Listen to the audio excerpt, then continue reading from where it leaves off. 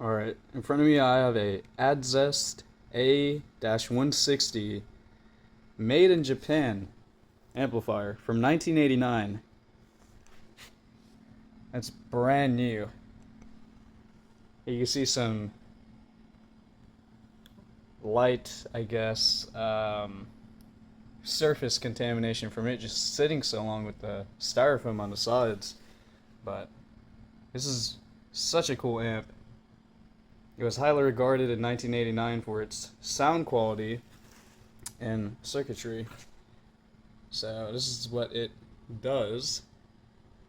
And I actually found out that if you run it at about 30 to 35 watts RMS at 4 ohms by 2, I know it's rated at 37 watts, but you know, if you theoretically, if you don't turn it up all the way, that the total harmonic distortion is, I believe, 0.005%, which is really cool.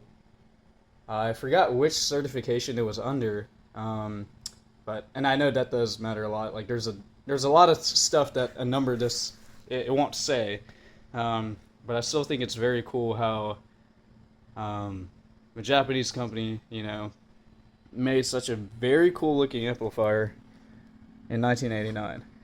Like, I just think it is so cool. It's just got that raw 90s amplifier look. I know the light is not as good, but still super cool. I've got the wiring still in the factory packaging. This was actually brand new in box. Yeah, like you can see how, I wonder if that's dust actually, but still very clean. Yeah, it was dust. That's how long it's been sitting for. Actually a gem.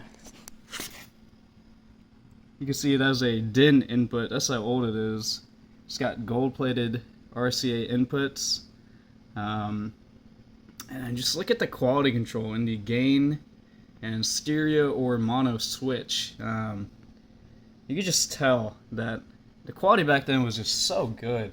And this is a very thick heatsink. I mean, you don't get this nowadays. I mean, obviously with Class D topology, you get a lot more efficiency, right? But, you know, amps like this back then, they produced a lot of heat, but they just sounded a lot different. And me personally, I like the sound of those from the 90s and, you know, amps like that more, especially Zed.